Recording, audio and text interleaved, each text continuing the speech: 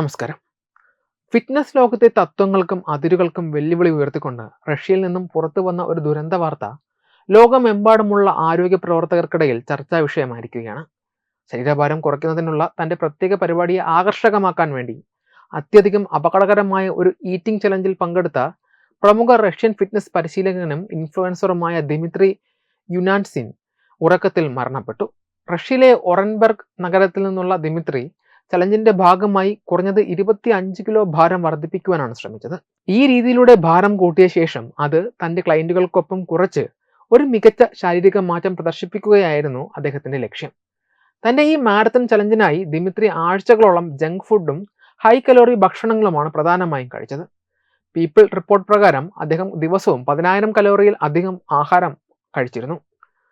ആരോഗ്യപരമായ ഭക്ഷണക്രമത്തെക്കുറിച്ച് മറ്റുള്ളവരെ ഉപദേശിച്ചിരുന്ന ഒരു പരിശീലകൻ തന്നെ ഇത്തരമൊരു വിപരീത ശൈലി സ്വീകരിച്ചത് വലിയ വൈരുദ്ധ്യമായി നിലകൊണ്ടു.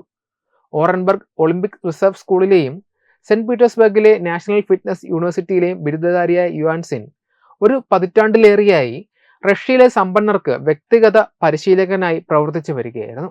തന്റെ തീവ്രമായ ഭക്ഷണക്രമത്തെക്കുറിച്ച് അദ്ദേഹം തന്നെ വിവരിച്ചിട്ടുണ്ട്. പ്രഭാത ഭക്ഷണത്തിന് ഒരു പ്ലേറ്റ് നിറയെ പേസ്ട്രികളും ഒരു കേക്കിന്റെ പകുതി ഭാഗവും ഞാൻ കഴിക്കും. ഉച്ചഭക്ഷണത്തിന് സാധാരണയായി 800 ഗ്രാം ഡംപ്ലിംഗ് മയോണൈസ് ചേർത്ത് കഴിക്കും, അദ്ദേഹം പറഞ്ഞു. പകൽ സമയങ്ങളിൽ ചിപ്സ് പോലെയുള്ള ലഘുഭക്ഷണങ്ങൾ കഴിച്ചേക്കാം. അത്താഴത്തിന് ഒരു ബർഗറും 2 ചെറിയ പിസകളുമാണ് പതിവ്.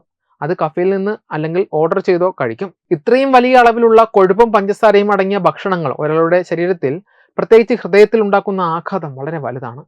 മരിക്കുന്നതിന് തലേദിവസം ദിമിത്രി തന്റെ പരിശീലന ക്ലാസുകൾ റദ്ദാക്കിയിരുന്നു.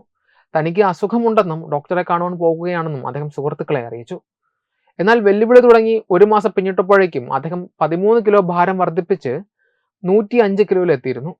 നവംബർ 18 തന്റെ അവസാനത്തെ ഇൻസ്റ്റഗ്രാം പോസ്റ്റിൽ ഒരു പാക്കറ്റ് ലേസ് ചിപ്സ് കഴിക്കുന്ന ചിത്രം അദ്ദേഹം പങ്കുവച്ചു. ഈ കഠിനമായ പ്രയത്നത്തിന്റെ പരിണത ഫലം വിപരീതമായിരുന്നു. ഉറക്കത്തിനിടയിൽ അദ്ദേഹത്തിന്റെ ഹൃദയം നിലച്ചു.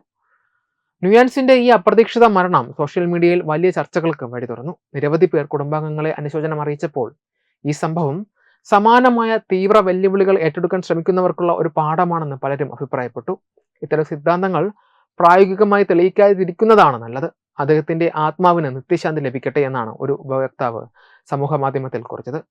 പരിശീലിക്കാത്തവർക്ക് ജങ്ക് ഫുഡും ഫാസ്റ്റ് ഫുഡും തീർച്ചയായും രോഗമുണ്ടാക്കുമെന്നും മറ്റൊരാൾ കുറിച്ചു. മികച്ച പരിശീലകനും നല്ല മനുഷ്യനുമായിരുന്ന ദിമിത്രിയുടെ ഈ വിയോഗം ഞെട്ടിപ്പിക്കുന്നതാണെന്നാണ് പലരും വേദനയോടെ പങ്കുവച്ചത്. വലിയ നേട്ടങ്ങൾക്കായി സ്വന്തം ശരീരത്തെയും ആരോഗ്യത്തെയും പണയം വെക്കുന്നത് എത്രത്തോളം അപകടകരമാണെന്ന് തെളിയിക്കുന്ന ഒരു താക്കീതാണ് ദിമിത്രി ന്യൂയാൻസിന്റെ ഈ ദാരുണമായ അന്ത്യം. വെബ് ഡെസ്ക് തത്തുമൈ TV.